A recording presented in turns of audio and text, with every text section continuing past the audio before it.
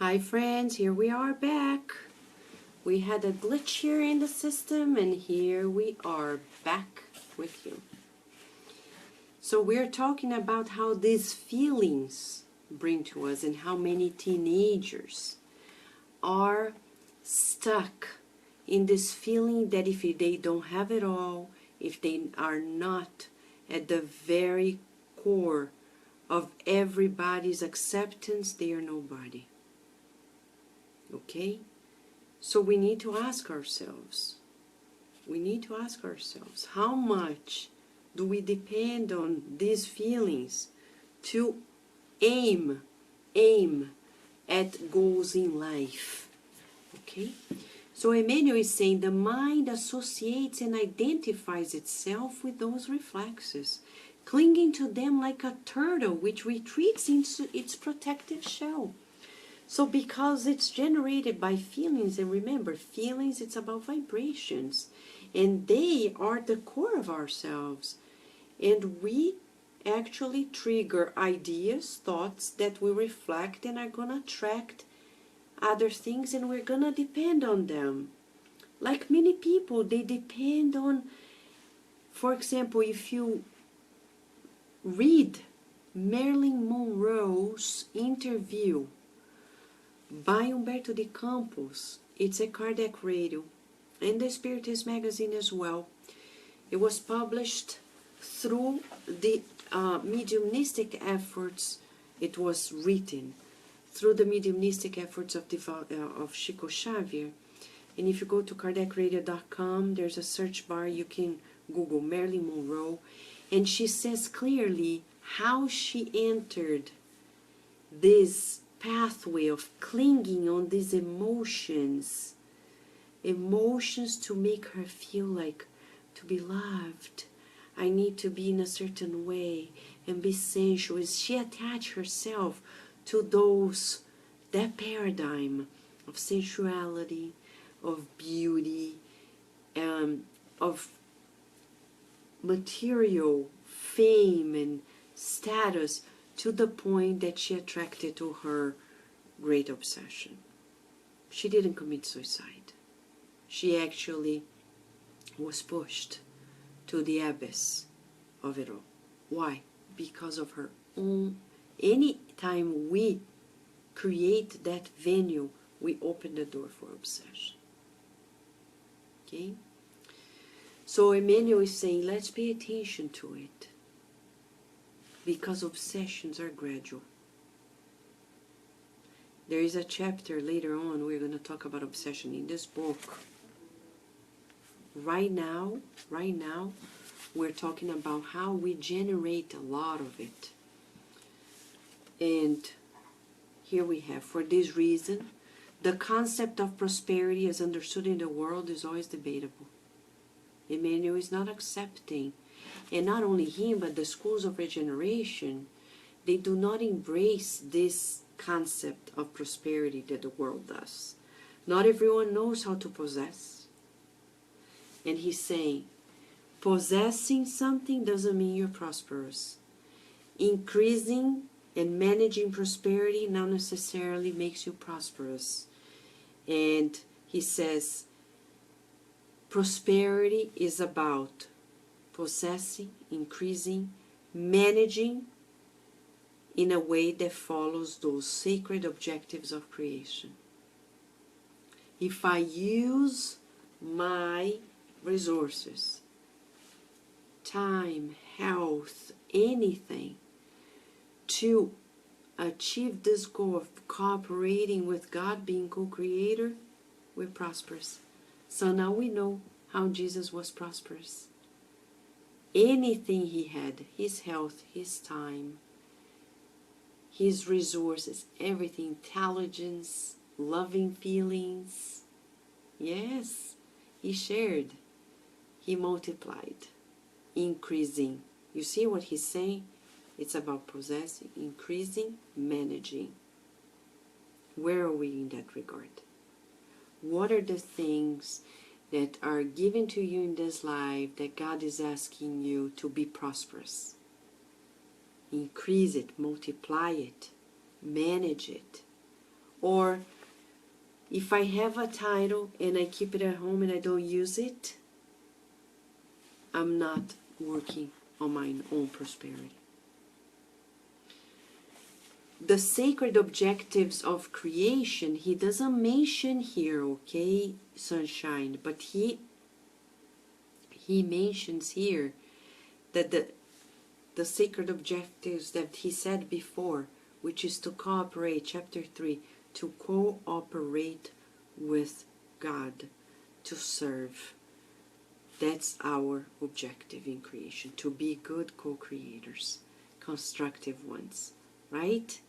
And yes, we're back, Constance. Thank you for coming back here, okay? And Melissa is giving to us here the Wikipedia.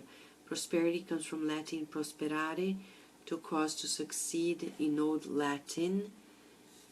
Prospere, according to expectation, etc. Thank you, Melissa. So this gives us an opportunity to go to the root and beyond, because Emmanuel is telling us a new definition. He ends this chapter by telling us about the spiritist view, the spiritual view, the universal view. So this last third says,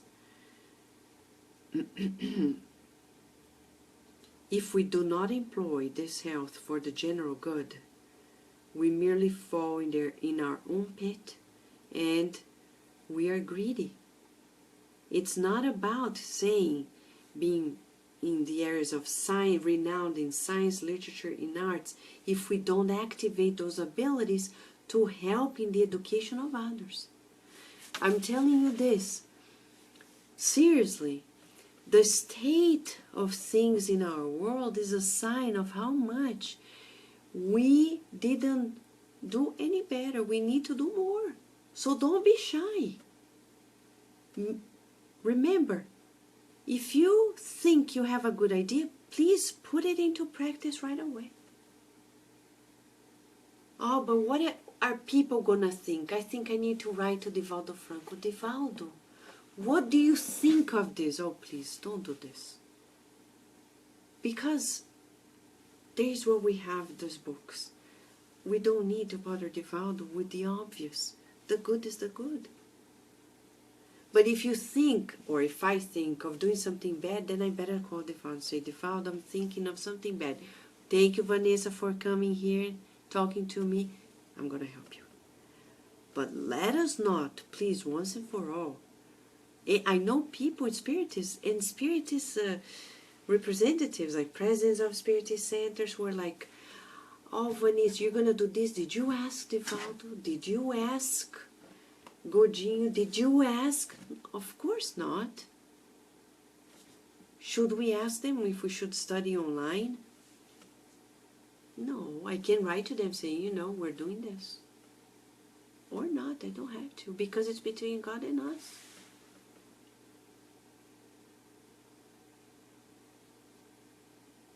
I don't need to ask permission from anybody to do the good works. You don't either. Do your good work. I've got to know of Dolly Parton's project. You know, she's 71 years old, and years ago, many years ago, she started this beautiful project named Imagination Library. And she has this notion, as Emmanuel is saying, that every child needs to read to do what they have to do. So she says, in the first years of life, look at this woman's wisdom. She's an instrument of God on earth. She's a singer, but she's becoming an educator par excellence, using her resources to educate humanity.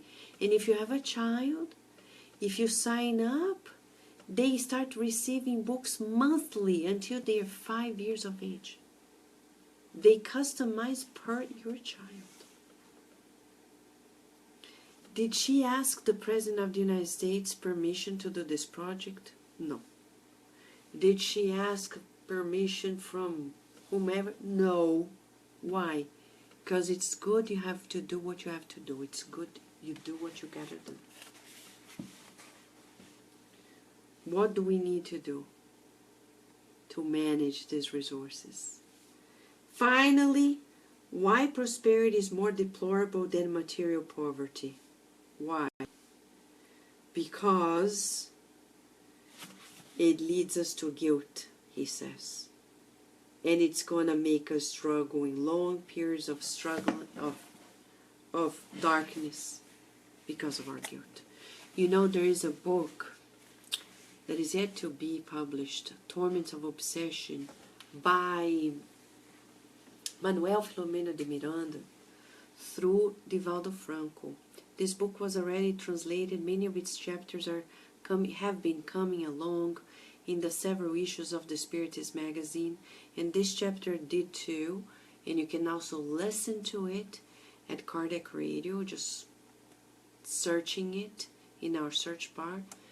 And he talks about how guilt creates this energetic cocoon around our perispirit, making us feel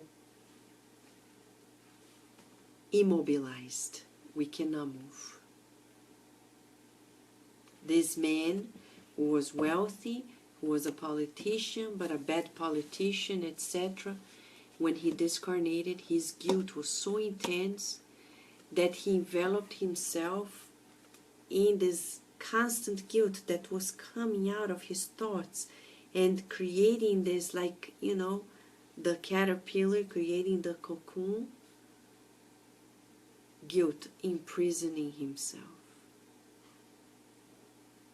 The more resources we have and the less we do with it, the less I use it for the general good, the worse it is. Do the math.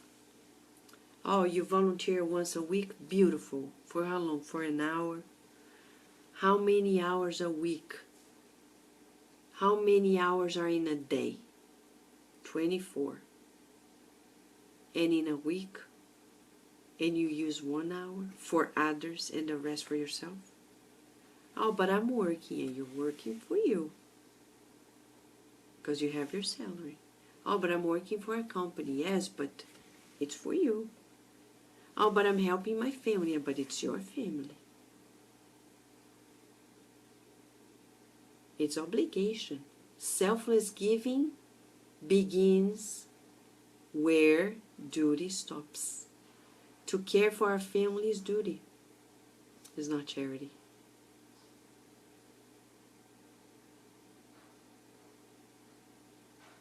To do a good job at work is duty. It's not charity. So how many hours do we use for serving others? How many hours? Some people wrote to me and said, Vanessa, you're going to do this every day at 11 p.m.? And I said, my friend, in 24 hours, if I don't use 1 hour a day, at least, to do something beyond my things, and this is also beneficial to me. Why am I reading these books? Just to say it's beautiful. I can't, right? And this is no charity because it's benefiting me. So this time we're spending together is no charity. It's beneficial to me too. Finally, yes, prosperity that is devoid of right conduct is unlawful acquisition of things. So what is true prosperity? It's the one we transform into service, education, love, and righteousness, making us conferring to the spirit the predominant reflection of light. As André Luiz said, we are immersed in God's thoughts. If I don't use 24/7 my thoughts and feelings to the general good, my words and actions to the general good, I am not aligned with the light. I'm not allowing my light to shine. And can you believe it? Again, we are wrapping up today by telling that we need to let our light shine. Yes, it is true. Adilson is saying your discipline is helping us to discipline ourselves. Yeah, I'm learning to, Adilson. There's always another level. So together we're stronger together, right? You know? Let me share with you. Prosperity, as Emmanuel is saying, is about transforming thoughts, feelings, words, and actions into service, education, love, and compliance to the loves of God. Then we're gonna feel the light. It's like that cute little song I learned from Virginia's book, The Veggie Tales, the cucumber and Larry and Tomato Bob singing. Our relationship with God, that's the true prosperity. When you look in the mirror, you see His touch. 'Cause God made you special and He loves you very much. And if He loves you, we have abundance of love. We share. Share is care. We gotta share. We gotta care. Yes, friends, we gotta share and care today and always. And let us feel the prosperity of the Master in multiplying service, education, love, and compliance righteousness on the earth as it already is in heaven. Until tomorrow, when we're going to study together the word of the day, Habit, chapter 20.